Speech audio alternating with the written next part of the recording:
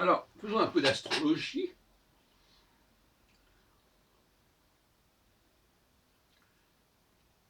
Et notons que la quadrature, le carré, je ne parle pas du carré dans le thème natal, je parle du carré d'un transit à une position natale. Je n'entrerai pas dans les détails, parce qu'il y a un débat là-dessus.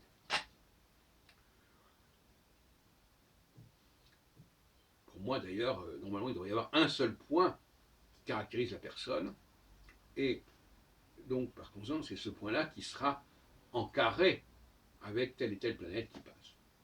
Maintenant, si on dit les carrés de toutes sortes de planètes par rapport à toutes sortes de points dans le thème, bon là, on n'en finit plus. Donc, le carré, c'est une façon de sortir de ses gonds, en quelque sorte, de dérailler un petit peu, s'autoriser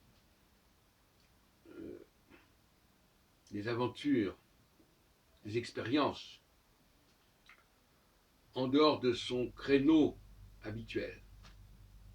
Et par conséquent, à l'inverse du carré, l'axe conjonction-opposition correspondra à un redressement. On se ressaisit, on reprend le droit chemin. Cela dit, ces notions-là sont très relatives. Tout dépend d'où l'on vient. Il y a les origines, la langue maternelle, la filiation, l'hérédité, qui nous indique au départ une certaine ligne à suivre, qui nous prépare à cette ligne. Et à certains moments, on est tenté de sortir de ce créneau, de ce sillon, de ces rails. C'est là qu'il y a la quadrature, le carré, 80 degrés. Ça dure le temps du cycle dont on dépend.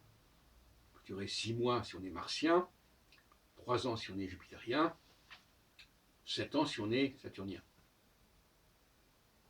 Des différences qui sont donc plus ou moins prégnantes selon la durée.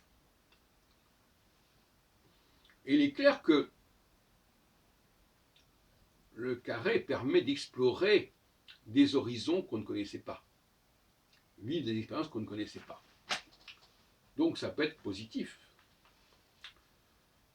Le carré explique aussi l'émigration, aller voir ailleurs, apprendre une langue étrangère, aller vivre dans un autre endroit. Ça c'est le carré. Et inversement, la conjonction d'opposition, c'est le retour aux origines, le retour au programme de départ.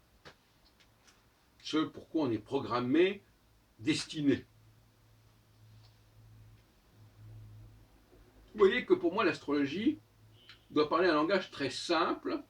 Non seulement le langage doit être simple, mais aussi le modèle utilisé doit être simple. Et malheureusement, ce n'est pas le cas de la plupart des astrologues. Et actuellement, demain, on va fêter, faire un hommage à André Barbeau, entre guillemets, appelé le père de l'astrologie moderne, dans les annonces qui sont faites. Et à mon avis, Barbeau n'a pas guéri l'astrologie de l'inflation, de son obésité, de son surcharge de poids. Pas plus d'ailleurs que l'a fait Nicolas. Cette génération des gens qui sont nés dans les années 20, 28, 29 pour Nicolas, 21 pour Barbeau, est resté dans la norme, quels que soient les discours par-dessus, la norme des 12 signes zodiacaux, des 10 planètes du système solaire, Pluton inclus, etc. Et je pense que c'est une erreur fondamentale, c'est un péché originel, d'une certaine manière. Et il fallait un jour ou l'autre que quelqu'un dise arrêtons les frais. Arrêtons les frais. D'autant plus que le public, lui, il attend de l'astrologie une certaine simplicité. Il attend qu'on dise qu'on est de tel et tel signe. Ce qui pour moi n'est pas du tout une référence, mais je veux dire, globalement, son attente est légitime. Il n'attend pas qu'on lui explique que tout individu est différent. Quand les gens vont consulter leur signe zodiacal, c'est pas pour savoir ce qu'ils ont d'unique. Hein. Quand on achète les petits bouquins sur le zodiaque, que ce soit ceux du Seuil ou ceux de Solar que j'ai dirigés en leur temps, ou ceux de Chou, on ne s'imagine pas que ces ouvrages ont été faits pour vous tout seul. Le lecteur n'est pas idiot.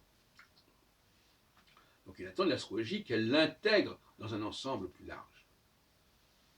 Alors que le thème astral, lui, va au contraire jouer la carte de le thème individuel, le thème personnel, etc. Et là, c'est un grave problème qu'il faut arriver à résoudre. Ça s'explique très bien d'une certaine manière. Parce que plus on utilise de signifiants, plus on utilise de facteurs, plus on a les moyens, effectivement, de distinguer chaque personne, en quelque sorte.